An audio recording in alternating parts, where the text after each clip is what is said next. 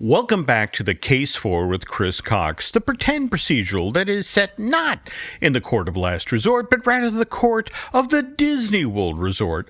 This is the podcast where theme park expert Len Testa and mind reader Chris Cox will regularly debate on some of the more trivial aspects of vacationing in Orlando. What makes visiting here a complete joy or an absolute misery? I am the less than honorable James Robespierre Hill. I'll be presiding over today's proceedings, and after hearing Chris and Len's arguments, I will then render my verdict. All verdicts are final until, of course, they're not, which means we'd love to have you, the listener, also weigh in with your thoughts on these not-so-weighty matters. If I may interrupt, Your Honor? You may. Because this is a podcast and not a video show, our listeners aren't able to see the outfits that Judge Hill is wearing today. Listeners, Jim is wearing, I suppose you would just call that a big black hat, but he's also coupled it with a cape and a cane, which has, it's a silver-handled cane, and he's got red beady eyes. Actually, Jim, how are you doing the eyes? Is it some sort of contacts, which are killing me, by the way. And Jim, who are you supposed to be right now? Judge Doom from Who Framed Roger Rabbit. You know, when I killed your brother, Eddie, he looked just like this. Oh my god! The commitment to the bit is incredible. That was a very good impression. I'm impressed. And what is that next to you on the desk? There's a giant. The giant steel drum filled with green fluid. That's dip, right? It's a dip. Guacamole, actually. I get peckish when I preside. Or very old hummus. There we go. All right. Now, speaking of which, though, I think it's time we proceeded with these proceedings. And the matter before the court today is Deluxe Resorts. Did I hear correctly that on today's show you both are going to be taking both sides of this argument? That is right. Do we really have to call him Your Honor? Look, if it gets him to take out those terrifying bright red contact lenses, then I will call Jim Hill whatever he wants to be called. Those things are giving me the creeps. Okay, all right. Hang on. Ow! I got corn chip residue in the one eye. Ow! Okay. See, Chris, this is why people lose faith in the American judicial system. Right here. Okay, so a little exposition before we get started here, folks. Look, the interesting thing is early on, Disney did not have deluxe resorts. They had resorts. They had the Contemporary. They had the Polynesian that opened in 71. I want to say the Gulf Resort opened in 73. It was only when the Caribbean Beach Resort kicked open its doors October of 1988 that we then began differentiating. And by the way, what's interesting is that very early on, the Caribbean Beach Resort was not a moderate, but Disney described it as mid-price. So let's talk about this. What are the benefits of deluxe versus, say, staying at something like the Caribbean Beach? So I've stayed at a mixture of deluxe and mid-tier hotels, and I sort of, arm and arm between the two whenever we're picking. Normally, coming from the UK, as I always say, we come for a fairly long time, so therefore, if you're staying in a deluxe, it's going to be more expensive. In fact, I tell you when I loved the Deluxe. We went for just a few days, and I was already in the US. We were like, we can do a couple of days in Disney World, and we stayed at the Grand Flo. Ooh. And so I got the cheapest room rate I could. I know, fancy. And then I used my charming accent and two cute girls to speak very nicely to front desk, who then put us in a fireworks view room. And, for me, a Deluxe hotel where the girls at that time, they were a little too young really to stay up late for fireworks on such a short trip. So we got back to the hotel. They went to bed. Me and Helen sat on the balcony. We watched the fireworks from there. And I go, that to me is worth the value of a Deluxe hotel, right? Oh, absolutely, yeah. And I did the same thing too for my daughter Hannah's first visit. Stayed at the Grand Floridian, did the entire thing for a couple of reasons. Not only the fireworks and the locations, but when we had small, when Hannah was very small, our first trip was when she was 4.5. I wanted to be no more than 30 minutes from a nap.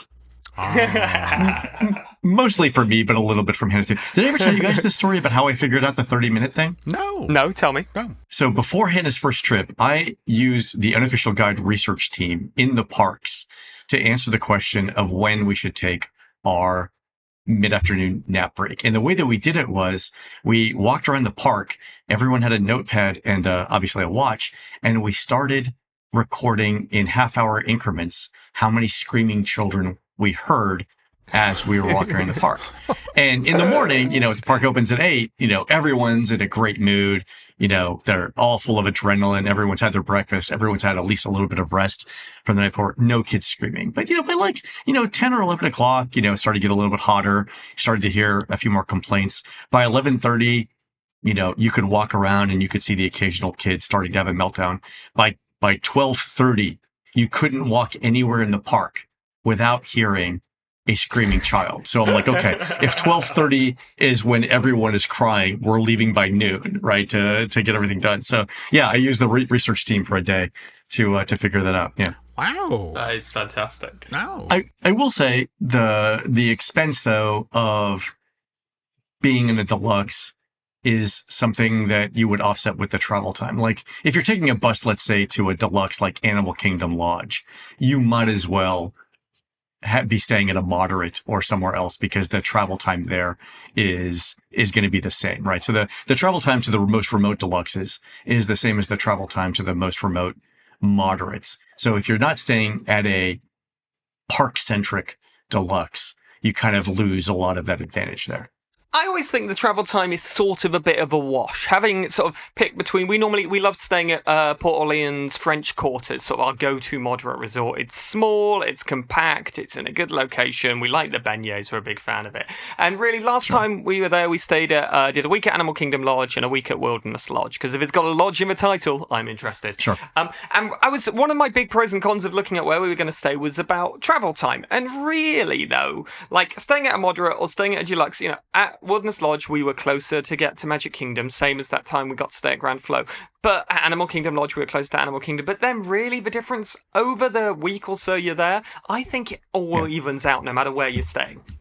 Yeah, this is where I would disagree. I would think if you're concentrating on the Magic Kingdom, staying at a Magic Kingdom monorail resort is a huge advantage because all of those are walking distance. Polynesian's a little bit farther. That's very true, but what if you're concentrating on all 4 parks? Over the week, 4 parks, is it really a difference? You've probably got the actual numbers here. Yeah, and this is where it gets tricky. And for that, I would say if you're concentrating on all 4 parks, you could stay at an Epcot area resort and be walking distance to 2 parks. And that's, 2 of the 4 parks is half. There's no way you can avoid the transportation in the Animal Kingdom. So depending on which parks you're concentrating on, if you've got small kids and you're going to do 2 days at the Magic Kingdom Resort. If you've got older kids and you're going to do 1 park each day, Boardwalk is equidistant to Hollywood Studios and Epcot, and that's a decent compromise. And all the Epcot resorts, though, they're all deluxe, right? Swan and Dolphin's sort of that weird edge between deluxe and moderate because it's not officially Disney Hotel. Yeah, they are. Yeah, and so they're a little bit more expensive. And Yacht and Beach, they're deluxe. A little bit more expensive, but there's no cheap deluxe that is walking distance to a park. Disney's basically selling location as much as they're selling accommodation. Now, it's interesting that you gentlemen bring up walking distance because I wanted to ask, the walkway bridge combination that was added in the past 5 years from the Grand Flo over to the Magic Kingdom. Has that impacted decisions about, which of, for example, the monorail resorts you want to go with? Because, I've had friends especially talk about the fact that Bay Lake Towers, if you're looking for the hotel that's easiest to walk to, that's the one, at least if you're spending the day in the kingdom. Oh yeah, definitely. It's a little bit longer of a walk than it is to take the monorail like from the Polynesian resorts. But at the end of the night, in a worst case scenario, where you might need to wait for a couple of monorails to get back to your monorail resort, walking might be faster. So the thing that I like to say is that it eliminates a problem. It doesn't necessarily solve your solution, but it eliminates the worst part of a particular aspect of things. It's basically insurance. Interesting. And it gives you some options, right? I remember at the Grand Flo, last time we were at Magic Kingdom, we were going over to Grand Flo to have the 1900s park fair, and we just missed the boat. And I was like, well, let's just walk around. We were going for kind of brunchy time, so it was like a nice little walk in the sun. It wasn't too hot. I quite enjoyed that. Yeah, it's not bad at all. Yeah. I preferred it than just sitting and waiting for a boat and doing nothing. Right. Because I meant I could eat extra Mickey waffles. Yeah, you basically got your steps in for the day there. It's all about health, you know? Yeah. Yeah. The other thing I like about Deluxe is too, and Chris, you've mentioned this because you traveled with 3 other people, so you've got 4 people in a room. The Deluxe rooms are larger. So moderates tend to... Yeah, you notice that difference. Yeah, moderates are about, 314 square feet for things like the Caribbean Beach and I think, Port Orleans. Deluxes, you can range to anywhere from the low 400 square feet to, I think, the Poly's like 454 square feet for their standard rooms. And that makes a lot of difference. I know it's only, 100, 120 square feet or whatever.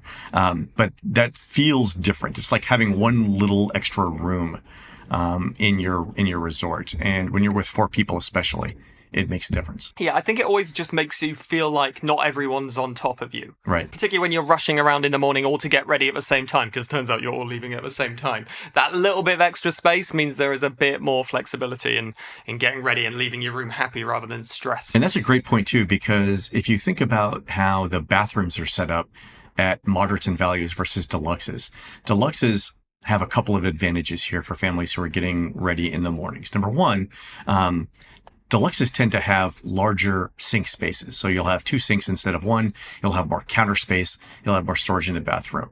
Also, the water closet, the toilet, is frequently in a different room, a different, partition than the sink space, which is also partitioned from the main part of the room. So you could have 3 groups of people getting ready at once.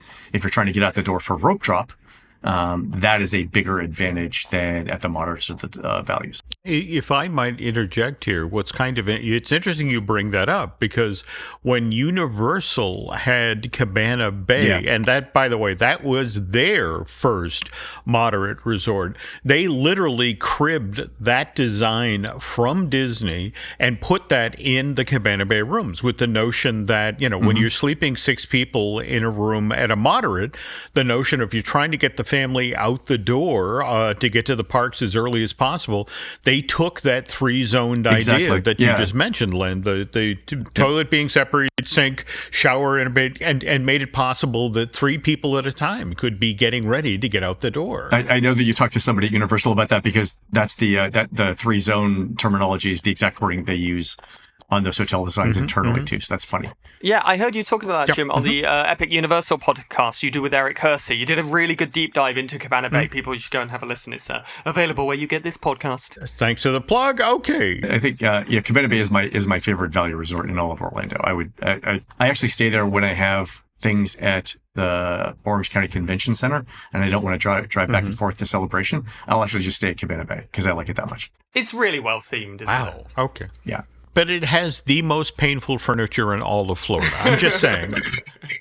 we must suffer for our art, Jim. And actually, talking about theming, I'm thinking in my head about the difference between deluxe and moderates. And it's sort of intangible, but there is definitely... The deluxes feel like you're getting better theming. Although in the rooms, they're always somewhat similar. But actually within the hotel complex, I feel like I get better value for money. And I'm more within that Disney bubble in the deluxes. Yeah, it's really fascinating to see what Disney considers appropriate theming for a value resort versus a moderate or a deluxe. Because for the value resorts, it's mostly pop culture stuff, right? So if you think about like Art of Animation or the All-Star resorts, right? Even Pop Century, that's, literally based, Pop Century is literally based on pop culture, but all of them reference pop culture. But as you go up in price and up in categories, you tend to see less and less of that and more harkening back to classical themes like,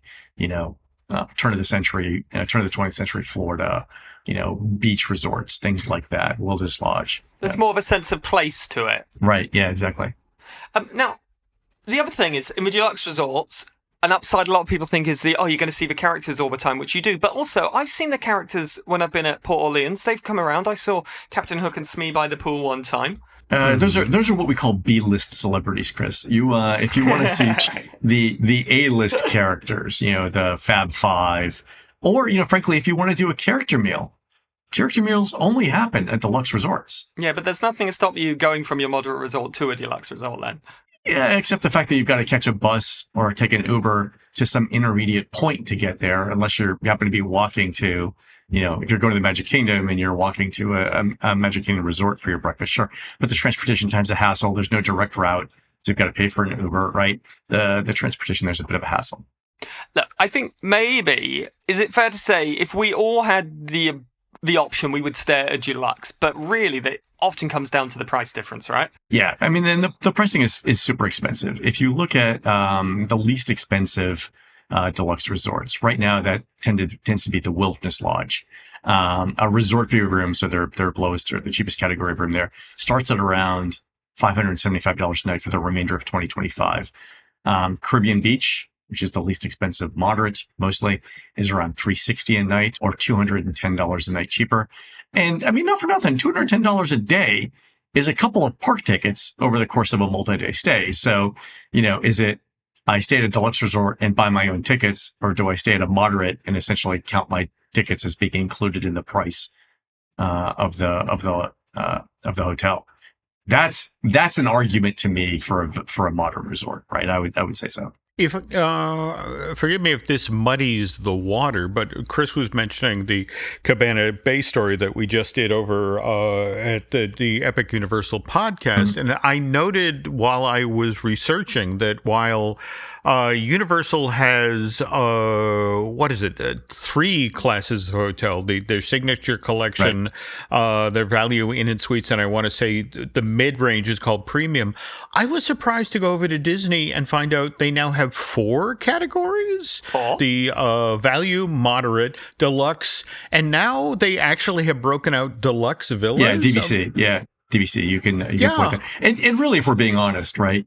Even within the value and moderate categories, they've got unofficial tiers, right? So in the value category, the all-stars are lower than Pop Century, which is lower than Art of Animation. So even Art of Animation's higher because of proximity to travel, right? Because of a Skyliner. That's the price. Well, and Pop is too. And that's why Pop is there. But Pop was actually more popular than All-Stars from day one. So it was always a price level. Similarly, for some reason, Port Orleans, both sides, slightly more expensive sometimes than Caribbean Beach, even though Caribbean Beach has the Skyliner. And I think for Caribbean Beach, it's just the logistics of getting between all the different buildings and the transportation and the food court. And that's what I would say is another advantage of the deluxes. They're not as spread out as the moderates or the values. Everything is generally contained within one or a couple of buildings. So getting to the lobby, getting to restaurants, getting to transportation is generally going to take less of a walking than at a moderate or deluxe. But there's some sort of little tips and tricks within that. I suppose your main ones are, like I mentioned already, I like staying at Port Orleans French Quarter rather than Riverside because it's smaller and it feels like everything is closer, although it's lacking a sit-down restaurant that you can walk up or get the boat to Riverside to go there. And actually, also the Caribbean or as I like to say, Caribbean, the beach resort, if you're staying in one of those, is it like Aruba or somewhere where you can then use the facilities over the road at, not Coronado Springs, Testa, the tower? Is that right? Riviera. Yeah. So Aruba, Riviera. There's certain buildings that are actually closer to the Riviera and the Skyliner than to the Caribbean Beach's own food court. Yeah. But while we're on the subject of dining is better at the deluxe resorts, right? You've got table service options, which you generally don't have at the moderates. You've got more variation within them.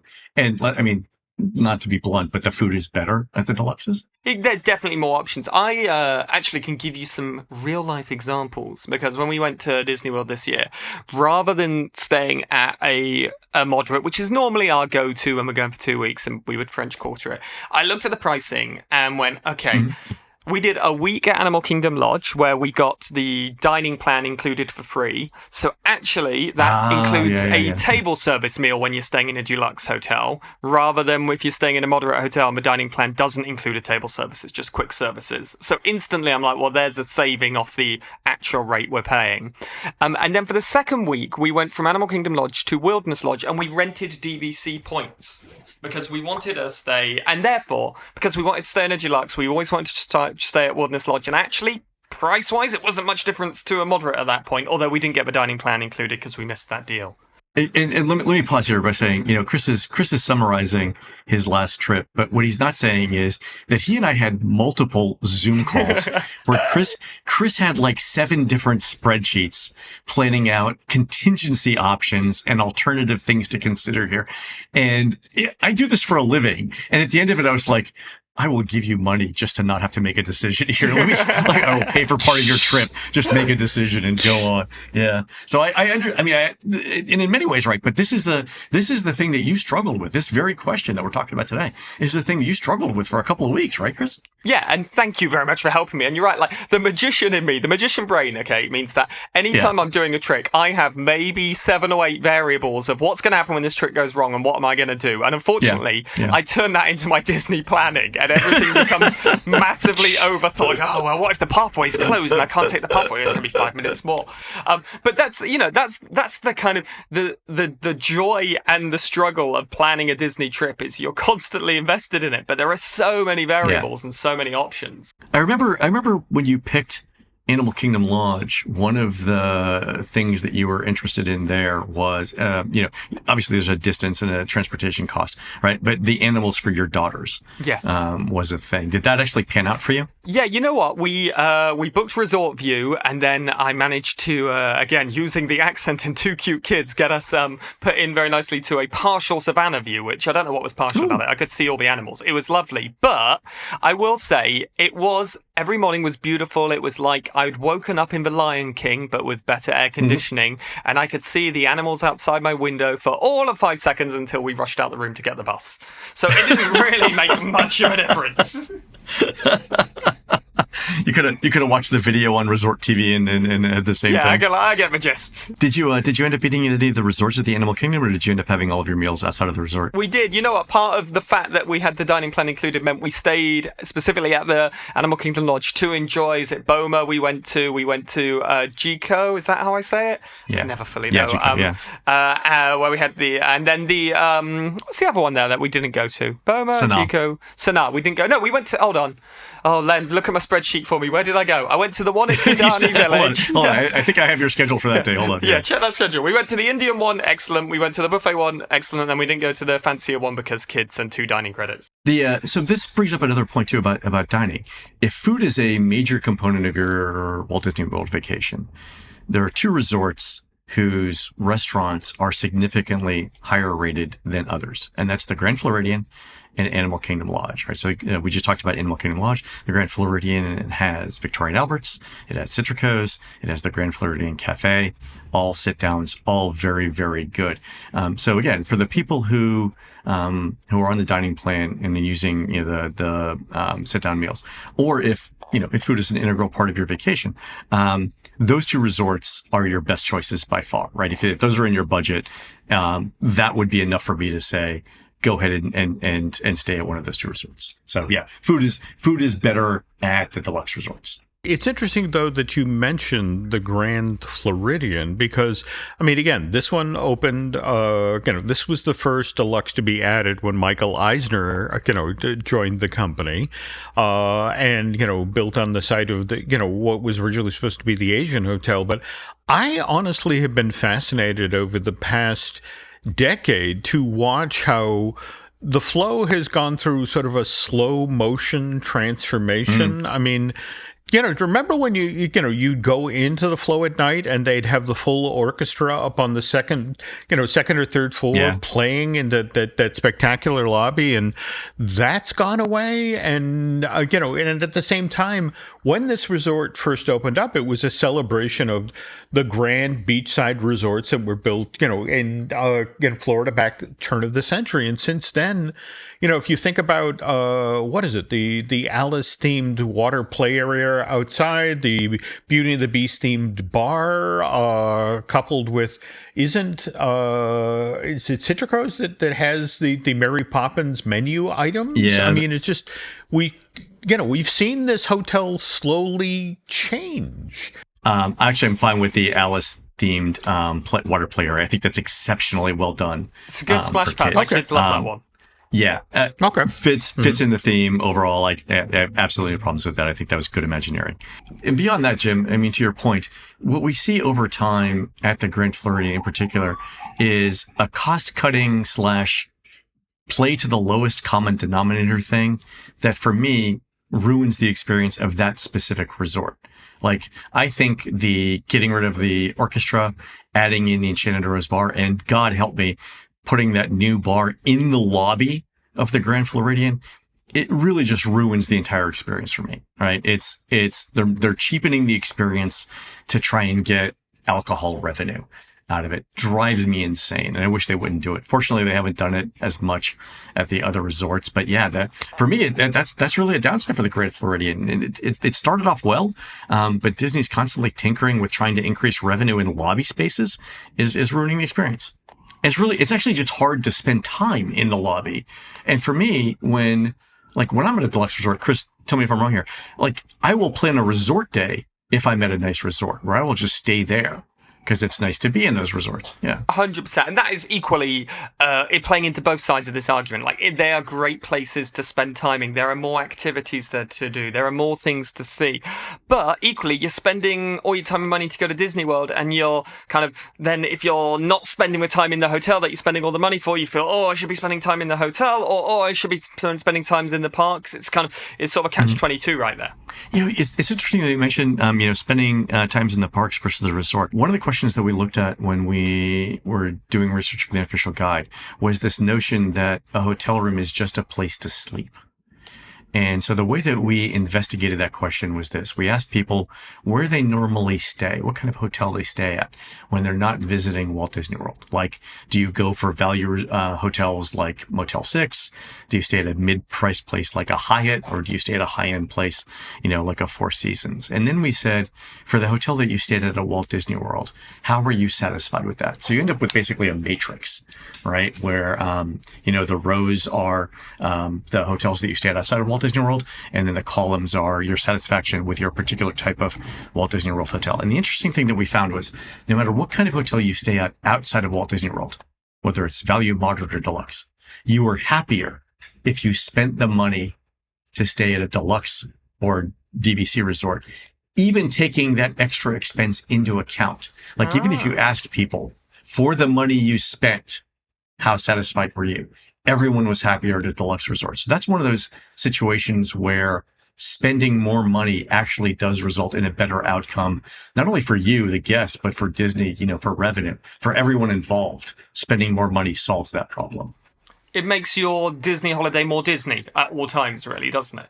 It does. And it goes back to, I think the theming and the convenience. And I think that's, ultimately that's the big decision maker here, right? The fact is that people who do it are more happy than people who don't, even accounting for the cost. Everything else is sort of like fringe arguments at that point. And I mean, the other difference that I was sort of talking about, that catch-22 of wanting to spend more time at the hotel, but spend more time at the parks. And every hotel gives you early entry, so that's a given. But you do at the deluxe hotels, you do get the extra evening hours that you don't at any other hotel. Right, 2 hours at a resort. I think that's a huge advantage. Again, because Disney kicks people out. What I would say is it's offered so rarely. I think it's Magic Kingdom and Epcot once a week. Yeah, I think when we were there for 2 weeks, there were 2 little windows. We're like, we could do that, but we'll sleep instead. Exactly. And it's not the same as, remember the old days, we had evening extra magic hours, most nights of the week. This is much more restricted. So it's a more limited benefit. And then, talking about things like after hours events, you are staying up later. It's going to impact your next day. I don't know that that's as much of a benefit. But it's, I guess for people who are coming in from the West Coast and who have that time difference and want to stay up a little bit later, that would be something for staying at a deluxe resort. Jim, if you could stay in any Disney hotel and I was paying, just to point out I'm not, and this is only theoretical, where would you go? The irony is I live out in the woods, so I don't understand why it is, because I'm literally surrounded by trees already. But Wilderness Lodge. But again, the weird part of it is I think some of my affection for that hotel is because when Alice was very, very, very little, and that hotel had basically just opened, I have this wonderful memory of Alice basically teaching herself to walk by cruising around. There was up on the second floor overlooking the lobby is this tiny little fireplace area with 2 comfortable chairs and a giant hassock in the middle. And just one day Alice started cruising around the hassock, and it was like, but I've loved that hotel, but again, that's Peter Dominic did such an amazing job with the design of that hotel. And then if anything, managed to top himself with, the Grand Californian out in California, which has some of the very same strengths that Wilderness Lodge has. The Poly is my spiritual home, but I think the Wilderness Lodge is my number 2. It's exceptionally well themed, very interesting architecture, good food, tons of accommodations in different styles, because it's basically 3 different resorts, right? You got Wilderness Lodge main building, you've got Boulder Ridge, and then you've got Copper Creek, and I think the cabins there. I think the Copper Creek cabins are actually the best rooms in Walt Disney World. They're DVC. It's a separate discussion there, but yeah, I think the Wilderness Lodge is probably the most complete resort. It's interesting you bring up the Poly being your spiritual home, because remember, again, another resort that's been reinventing itself over the past 10 or 15 years. I mean, there are still people who moan about the fact that when they walk into the lobby of that hotel, like, oh, the planter, the fountain, all of that is gone now. Yeah. This is why I play Powerball again. I'm going to win the Powerball and give Disney enough money to bring that back. That's my goal in life. I want to stay, and it's the Poly's is kind of my dream hotel there. And when we've always looked at pricing, it's like that's sort of the joy of those deluxe levels. You go like for Wilderness Lodge, it's always a little bit cheaper because it's a bit further. It's still Disney Resort, but it's still, you can get the boat there, which is exciting. Like Poly is always up on the list, and I look at it and go like, maybe not. I will say this though, Chris, you should stay there once, and if for nothing else, the pool complex there is actually very, very good. So with the Volcano Bay pool right there, you can actually stay in the pool at night and see the Magic Kingdom fireworks. Oh, wow. And that's something too that I think all of the deluxes have, really well themed pools, better than the moderates or the value. So you've got Stormalong Bay over at Yacht and Beach Club, which has not only a water slide in a pirate ship, but also a fairly elaborate lazy river. And then have they still got the sand bottom as well? They do, actually. Yeah. Yeah, that's fun. Why is that? I don't get, when I'm in the Stormalong Bay pool, why is it that because it has a sandy bottom, I'm enjoying that so much more than the, the standard cement bottom? I don't understand why it's like, oh, I'm in Stormalong Bay, I'm having so much better time in this pool than any other Disney, deluxe pool. It's just a nice touch. That's the Disney Deluxe difference. Yeah, this is the Deluxe difference, exactly. Also, I think that part of the lazy river is like 9 feet deep too, so you can actually porpoise in it, go up and down and then touch the bottom. That's a lot of fun. Also, I have to point out, the pool at the Grand Floridian is large enough that waterfowl mistake it for a lake and will land on it. So I have pictures of me in the Grand Floridian pool next to ducks. Well, okay, Donald and Daisy, but we'll talk about that later. Well, no, it's got to be Scrooge at those prices. Okay, there we go. Exactly. Yeah. It did have a Scottish accent, and that's got to be it. So. Okay.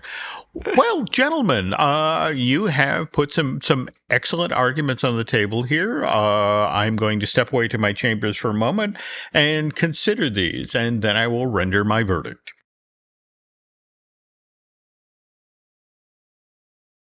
And we're back. All rise.